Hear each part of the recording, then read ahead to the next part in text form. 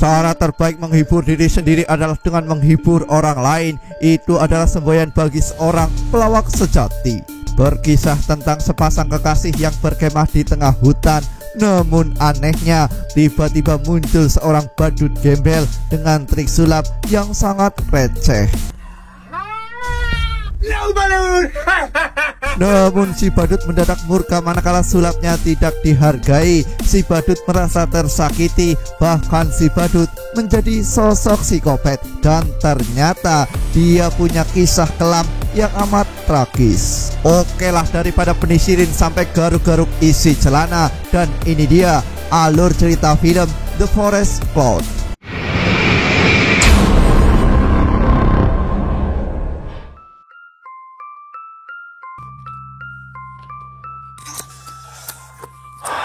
Film dimulai dengan penampakan bocah bernama Charlie. Dia dilatih oleh kakeknya bermain kartu. Namun Charlie selalu saja gagal. Bahkan sang kakek mengatakan Charlie tidak berguna seperti bapaknya. Is appalling. I'm trying. I really am. Abracadabra. You think this is funny? Malam harinya, manakala Charlie tertidur, Charlie bermimpi menaiki sebuah mobil bersama kedua orang tuanya, di mana Charlie melihat mereka bertengkar tentang pola didik sang ayah pada Charlie yang terlalu keras. There's an interest in your son. It's not about dismissing him. I don't want him wasting his time on his silly tricks. Too harsh on you. Don't make the same mistake with Charlie. Di tengah pertengkaran mereka, Charlie justru meniup sebuah balon. Dan tanpa mereka sadari, ada sebuah truk membawa potongan pohon yang begitu besar. Lalu setelah itu,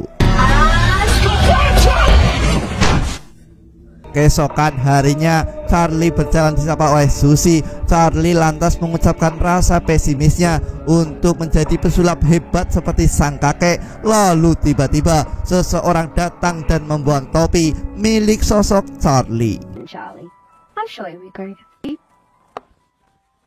Dia bernama Mike alias Mikey. Mike membuli Charlie. Dia menyalahkan Charlie atas kematian orang tuanya. Bagi Mike sekarang, Charlie adalah seorang pembunuh. Tentu saja Charlie kembali bersedih. Parents kill her, mommy, daddy kill her. One day he's gonna kill her. Stop it! Singkat cerita, Susie mendatangi rumah Charlie. Lalu dengan sangat pedenya, Charlie menampilkan sebuah trik sulap yang luar biasa, yaitu menghilangkan sebuah balon. Abracadabra.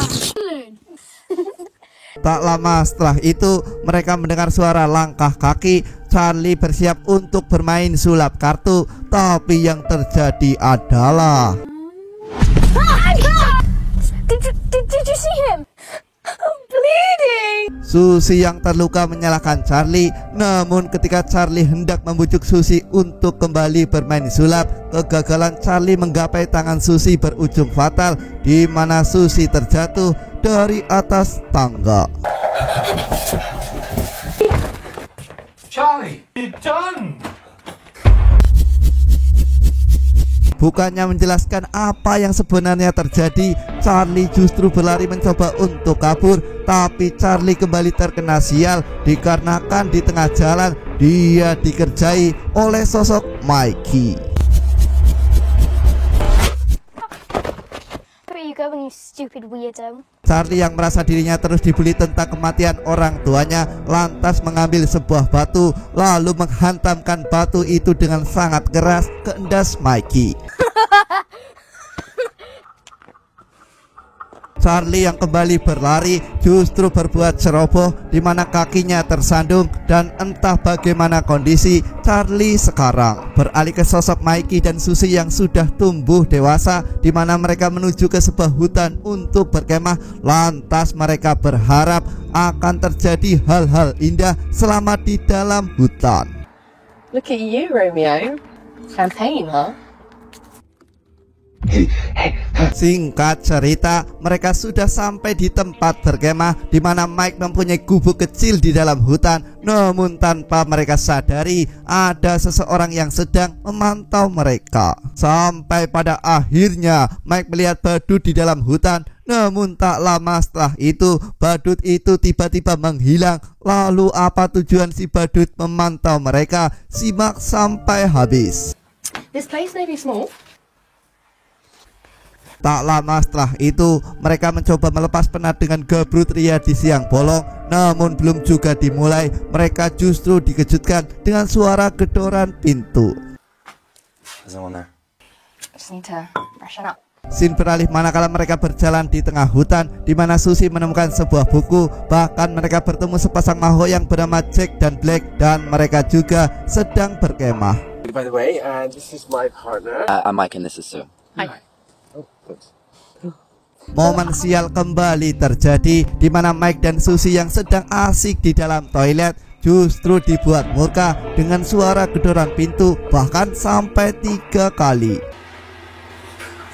Malam harinya, Susie dikejutkan dengan sebuah mimpi buruk tentang sosok badut. Namun keesokan paginya, dia dibuat tersenyum manakala melihat sosok Mikey sedang rekaman sambil memuji dirinya. By my side who listens to my whining and too emotional. Camping trip is exactly what I needed. Tak lama setelah itu, Susie mencoba membaca buku yang dia temukan, di mana buku itu bercerita tentang seorang badut yang mendiami hutan, di mana badut itu selalu memantau seseorang dari kejauhan. And in a horrifying display of strength, the dark room where he saw his. Singkat cerita, mereka mencoba camping di siang bolong, di mana Tom dan Alice juga ikut meramaikan suasana. Namun ternyata hutan ini adalah hutan Ravenmore, yaitu hutan di mana mereka bermain di masa kecil. Mike, I don't know. I didn't recognize it as a kid, and we never thought of coming back. Kids, so I followed her. Dan ternyata apa yang membuat Susie mendadak sedih adalah karena teringat dengan sosok Charlie yang hilang di dalam hutan ini. Bahkan Susie menyalahkan dirinya sendiri karena dulu dia terlalu overthinking alias mendramatisir suasana. A young boy went missing in these woods. Someone went missing here? I totally overreacted. I pretended to be dead. Susie melanjutkan, sebenarnya pasca terjatuh dari atas tangga, dia baik-baik saja. Namun karena dia berpura-pura mati, Charlie justru berlari. Bahkan Charlie hilang di dalam hutan ini sampai sekarang. Beralih ke Tom yang ke tengah hutan untuk sekedar buang air kecil. Namun tanpa dia sadari, ada sesosok badut memantau dirinya. Dan bodohnya Tom adalah memilih tempat terlarang. Lalu setelah itu, Jesus fucking Christ! What? Who thinks they're gonna piss? Magic. sudah berkali-kali si badut mencoba menghibur Tom dengan menunjukkan sebuah trik sulap. Namun Tom justru mendorong si badut. Dan pada saat si badut murka, yang dia lakukan adalah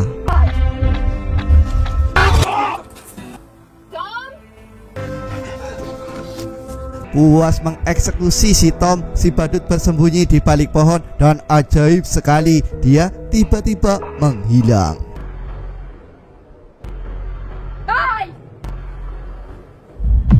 Pencarian sosok Tom membawa mereka menemukan cairan merah. Lalu Mike memutuskan pria untuk mengikuti cairan merah itu, sementara Susie akan mengantar Alice untuk menenangkan diri. Setelah sampai di tempat penginapan, Alice mencoba menelpon si Tom, dan aneh sekali di mana yang mengangkat telepon itu seperti seorang badut yang suka tertawa. Tom, can you hear me? What the fuck is that? Oh fuck! What do we do? Susie mencoba menelpon Mikey, namun karena di tengah hutan tentu saja sinyal tidak stabil. Lalu tiba-tiba muncul sesosok aneh yang tertawa yang membuat mereka lari ketakutan.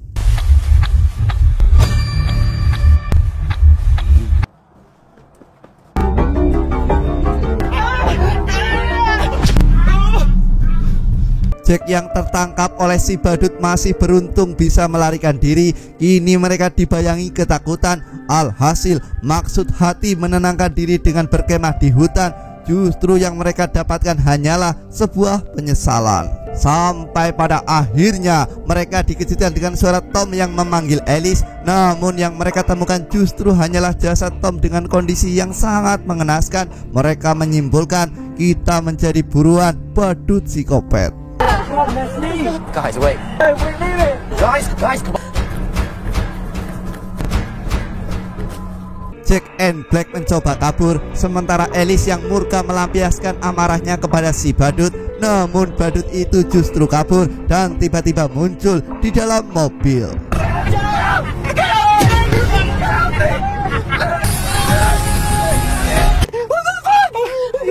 Sinyal yang tidak stabil, mobil bahkan mendadak mati. Kini mereka dipaksa memilih mencoba keluar dengan berjalan kaki atau bertahan dan melenyapkan si badut yang sepertinya punya kemampuan untuk menghilang. Tak lama setelah itu mereka kembali dibuat terkejut dengan panggilan suara dari sosok Tom. Dan ternyata itu lagi-lagi kelakuan si badut. Bahkan dia bermain-main dengan jasad itu. Oh, of course you had to run off. Not chasing after any fucking clowns.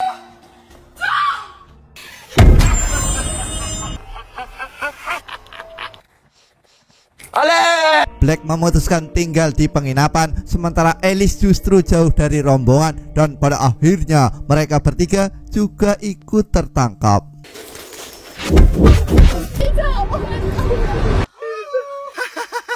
Malam harinya mereka yang dalam kondisi terikat dipaksa melihat sebuah pertunjukan mengerikan di mana si badut mengikat Alice dan akan memotong dirinya dalam kondisi hidup.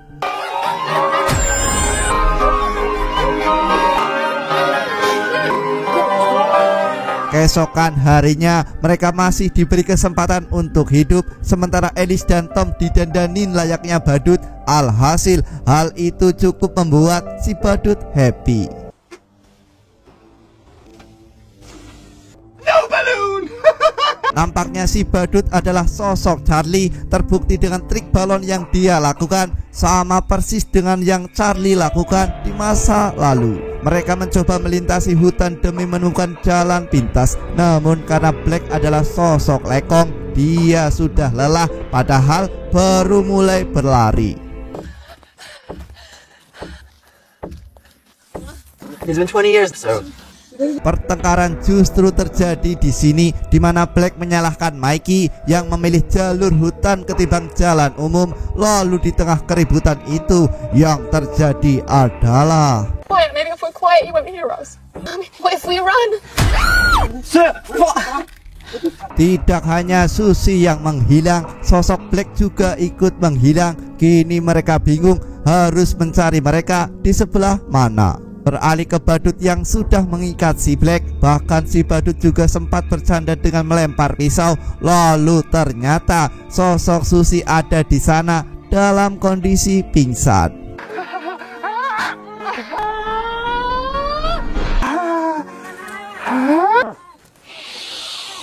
Mereka yang mulai kelelahan tanpa sadar sedang dipantau oleh si badut. Lalu kini si badut mencoba membangunkan Susie. Lalu setelah itu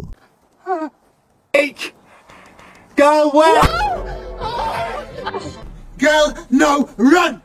Scene beralih ke Jack yang sudah menemukan tambatan hatinya. Lalu si badut tiba-tiba muncul dan Mike yang sudah sangat murka membogem si badut sampai dia puas. Fucking free! Tanpa diduga dari arah belakang si badut mendadak menyergap si Jack dengan karung. Lalu simsalabim, hendak si Jack berhasil dipatahkan oleh si badut. Kembali ke Susie yang sudah berhasil lepas dengan menggunakan pisau. Lalu Susie terkejut manakala menemukan kacamata bahkan baju sulap milik Charlie. Tidak hanya itu, Susie juga menemukan potongan berita tentang Charlie yang sudah lama hilang. Stop! Don't come any closer! Hello! Tak lama setelah itu, badut Charlie kembali muncul, sementara Mike memapah Black yang lemas karena trauma. Namun Black justru memilih mati karena sang tambatan hati juga sudah mati. Chuck's gone, come on! We should have stuck to the road! Stay! Stay! Susi menanyakan di mana Charlie berada. Lalu suasana menarik manakala dia mengaku bernama Susi Harrington dan si badut mengatakan bahwa Susi Harrington sudah mati. What did you do to him? Balloon. No balloon! Charlie yang merasa Susi mati karena terjatuh dari atas tangga, terpaksa hidup di tengah hutan seorang diri. Charlie terus menyalahkan diri sendiri dan Susi mencoba meminta maaf. Stop it. Tanpa diduga, Mike tiba-tiba muncul menikam Charlie dan Susi meminta Mike untuk berhenti. Namun bagi Mike, dia adalah seorang psikopat dan pada akhirnya mereka memutuskan melarikan diri. Lalu kita akan dibawa ke masa lalu di mana si badut memang sudah ada saat mereka bermain dan sekarang si badut kembali bangkit untuk membalaskan dendam.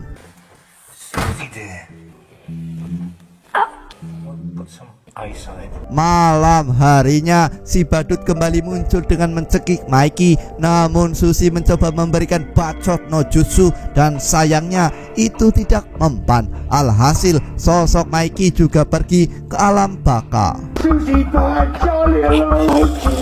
Mikey bad. No, Mikey. Namun manakala si badut akan menghabisi Susi, Black tiba-tiba muncul menjadi pahlawan dan mencoba menyadarkan Susi lalu bergegas kabur. Oh my god. No, we need to go. We can't leave it. We can't leave it. No. Dan ternyata si badut dan jasad Charlie sudah menghilang. Sementara Susi bertemu seseorang berkostum badut yang sangat aneh. Alhasil mereka memutuskan untuk kembali berjalan. Why? Film kemudian ditutup di mana si badut mengumpulkan jasad mereka. Entah apa yang akan dia lakukan.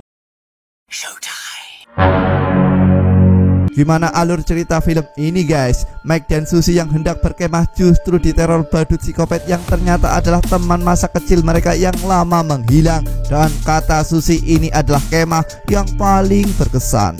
Pesan yang bisa diambil dari film ini adalah hargai usaha orang lain untuk menghibur dirimu. Mungkin terkadang kamu akan kecewa, tapi percayalah orang yang gagal menghibur dirimu adalah orang yang paling tersakiti. Saya Awan pamit undur diri. Boleh nyawer untuk sekedar membeli kopi atau subrek untuk sekedar mendukung. Dan terima kasih telah menonton.